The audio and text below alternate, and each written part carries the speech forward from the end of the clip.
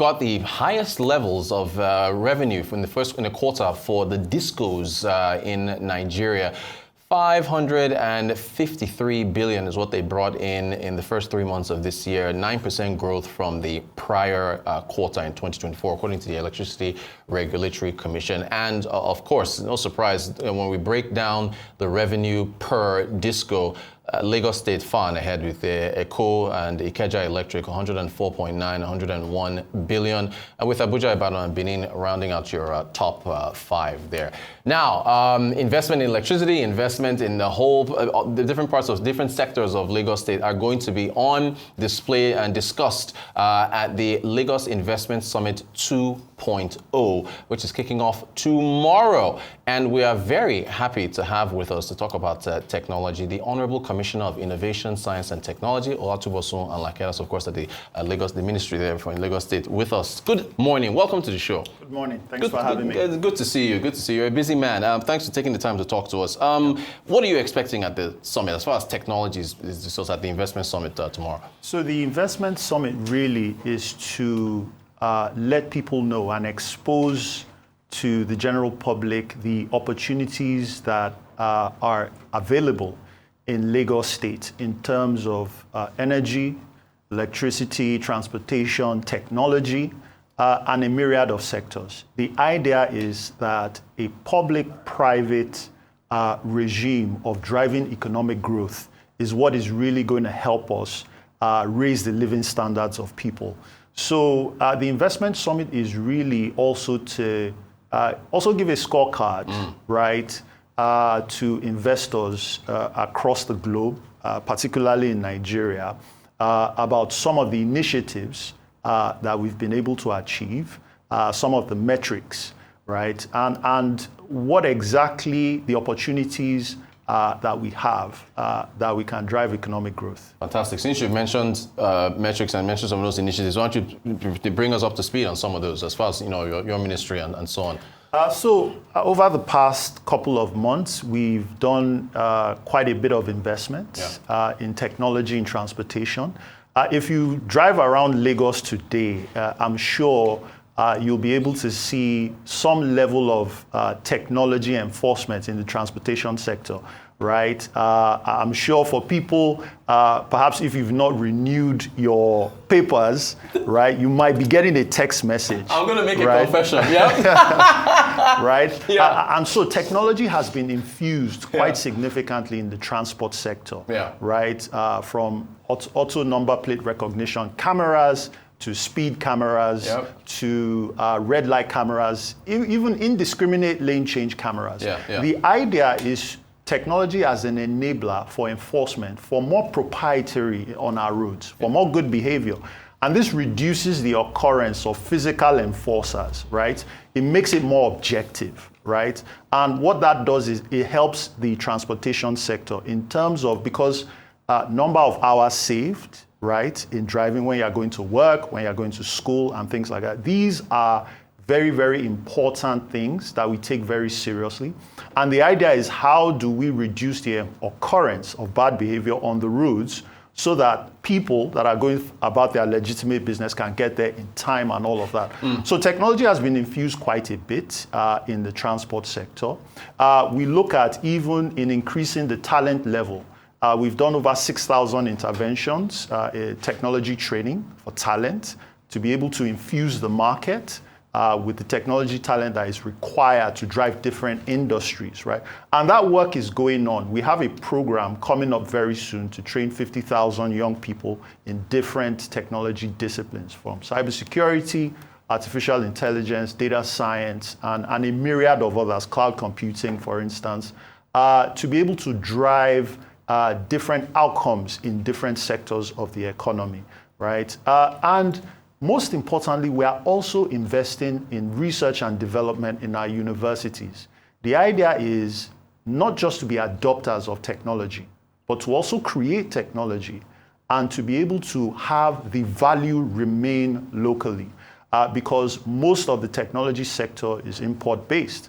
But how do we create our own industries? Is research and development. And this is something that we've invested in quite significantly in Lagos State, and so much more. Fantastic. Yeah, look, I will hold my hand up. I was renewing my papers. I was impressed, I won't lie. And then I got into Mr. Rotus, you have a traffic infraction you need to settle before you get your papers back. And that was time, next time, good behavior. Fantastic. Look, research and development, training so many university students in these areas, I mean, it's going to cost money. What kind of investments do you want to see come in, or like this after the summit is so set? Great question. One of the things we are looking at is in infrastructure, right? How do we bring in infrastructure investors? Number one, to increase connectivity, to be able to drive the internet economy, right? As a lot of technology moves online, or a lot of the economy moves online, moves to the internet, how do you have the infrastructure here to be able to support all of that output, right? One area we look at is data centers, right? To be able to localize a huge chunk of the internet economy, right? You need data centers, you need connectivity. These are some of the areas we are looking at for infrastructure investments, right? And also, as economies move online, how do you protect that economy? Cybersecurity is an increasing area of concern, right? So in terms of security operations centers, to protect mission critical facilities, power companies, right? Hospital networks, and things of the like. How do you protect such mission critical things that are key components of the economy? So cybersecurity is a big investment area as well. How do we partner with the private sector to be able to protect all of these economic drivers, right? We also look at technology clusters. How do we agglomerate resources to be able to improve the geometric progression of technology creation in Lagos? Yaba is a critical investor. Bless Yaba. Yes, investment point for us. Yep. How do we agglomerate the kinds of resources there so that technology creation can be increased fourfold, right? And so in Yaba, for instance, we are looking at a technology cluster there where Lagos State has purchased land, and we are inviting private sector partners to be able to build, operate, transfer facilities in that area, rapid prototyping labs, for instance, and co-working spaces, innovation hubs, and things of that nature, so that we begin to create, or we continue to create, the kinds of solutions that our economy needs, right? Yeah. Infrastructure in fiber optics, for instance, that is a key component of connectivity. How do we partner with the private sector to be able to realize those increases in connectivity? So these are some of the areas that we're looking at in technology. And of course, the talent pipeline. The governor has done a good job in enabling a lot of talent training. And that is also a national conversation now with the 3MTT talent program. How do we get investors to also invest in the talent pool? Because it's an ROI that is increasingly sustainable. You train the talent, you keep them, they create the products and services that we require in the economy. So these are some of the areas that we're looking at. Honourable Commissioner, it's robust. It is quite robust. And you've actually already answered my next question on the pipeline, so I'll jump ahead. You saw the numbers for those discos. Lagos State far and ahead, right? What's your, and you did mention power in one of your earlier answers, but what's the way forward there? Is this smart meters for the power sector? I know Lagos State is far and ahead with trying to get the investors to come into, after the Electricity Act was passed by President Tinubu. So what's your view on how tech can improve, power in the state? Absolutely. As we spoke on earlier, the structure of sectors is very important. You need an enabling structure. And the disaggregation of the power sector was an important first step that was signed into law by the president. Now states can regulate, open up their power markets, very important. Now the structures will now dictate the type of technologies you deploy, right? Smart meters, of course, fundamental technology that needs to be deployed across the state. Advanced analytics after those smart meters in managing power, in deployment of power, right? Operating technology for the power companies so that they begin to get data points to be able to manage whether it's grids, microgrids, and things like that. Alternative or energy-saving solutions, right? I think there needs to be a lot of advocacy in energy-saving solutions, right? So that the kinds of power that we begin to deploy and we use, it has less impact on the environment, right? So these are some of the technologies and investments we think are really important for the electricity sector. Of course, we are partners in the electricity market, which is now a private sector concern. But of course, the government is putting in the frameworks and the investment guidelines to be able to go into these sectors to improve them as well.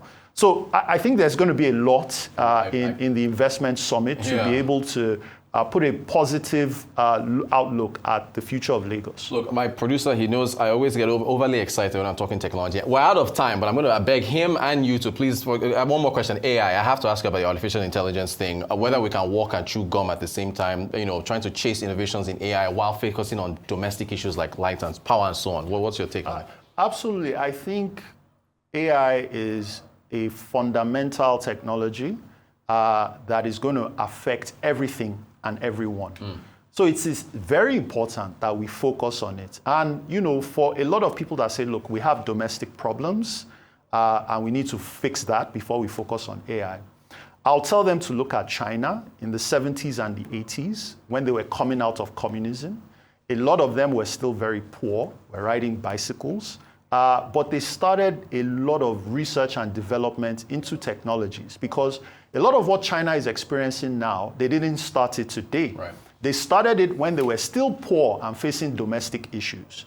And the continuous investments in those areas is what is now reaping fruit. When you look at the electric vehicle markets, when you look at solar panels and all of that, they made those investments when they had loads of domestic issues.